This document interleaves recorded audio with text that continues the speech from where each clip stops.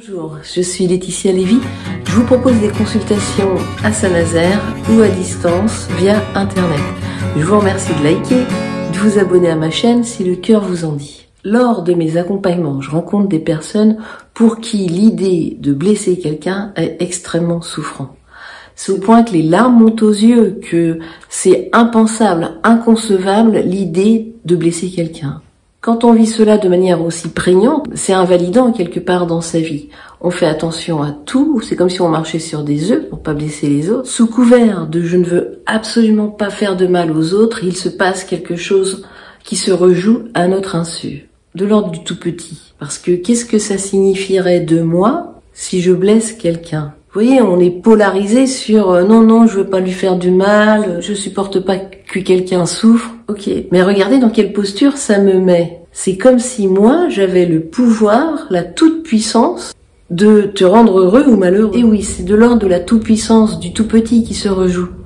Parce que quand on est tout petit, quand on a un parent qui est déçu, en colère, fatigué, on va le prendre pour soi. C'est-à-dire qu'on va se croire responsable et on va croire qu'on n'a pas fait bon, qu'on n'a pas fait bien, qu'on n'est pas valable, qu'il y a un truc qu'on a mal fait pour que le parent il soit mal. Voilà, c'est ce que l'on interprète quand on est enfant, quand on est tout petit. On n'a pas les moyens de décoder autrement.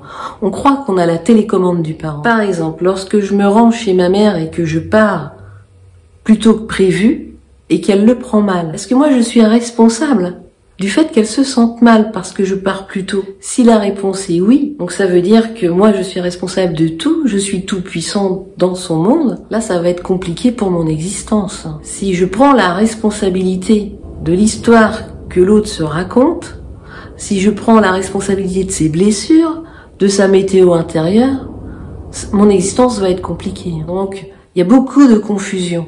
Et quand je suis enfant, j'ai absolument besoin de la validité de mes parents pour me sentir exister, pour acquérir de la confiance et de l'estime en moi. Et quand je ne l'ai pas suffisamment reçu, je vais rejouer cela sans arrêt dans le regard des autres. Donc de ce fait, ça m'est complètement insupportable, c'est vital, c'est existentiel. Je ne peux pas faire de mal à l'autre. Sinon, je me sens comme disparaître, je me sens comme plus exister, je ne me sens pas valable, nul, moche, tout ce qu'on veut.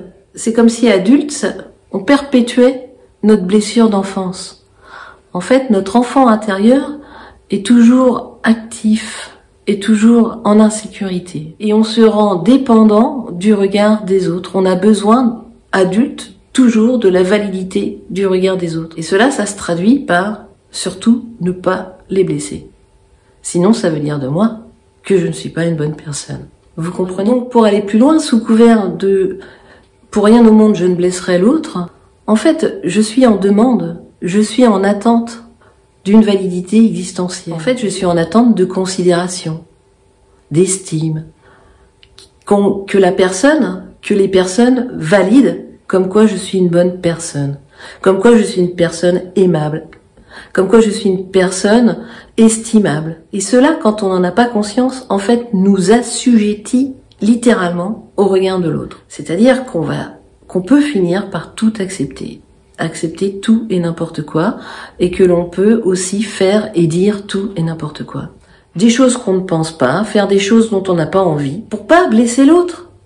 Bien sûr, ou ça peut nous mettre dans des situations très compliquées. Par exemple, lorsque j'envoie un message à un parent, à une amie, et qu'il ne me répond pas, au bout d'un certain temps, je vais me poser un certain nombre de questions sur moi. Qu'est-ce que j'ai fait? Qu'est-ce que je lui ai fait? Qu'est-ce qui se passe? Et cela, quand on est dans le cas de figure que je viens de décrire, ça peut nous pousser à prendre notre téléphone et à intervenir depuis un endroit justement où j'ai besoin d'être rassurée. Depuis un endroit où justement où j'ai besoin qu'elle me dise que non, que moi j'ai rien fait de mal, je veux lui demander de me considérer. Je veux lui demander effectivement de me dire que je suis une personne aimable, estimable. Je vais être complètement à côté de la plaque. Et là, je suis extrêmement manipulable. Donc c'est pas anodin cette histoire de pour rien au monde je veux ne blesser personne. En fait, à ce moment-là, je ne suis pas dans mes affaires.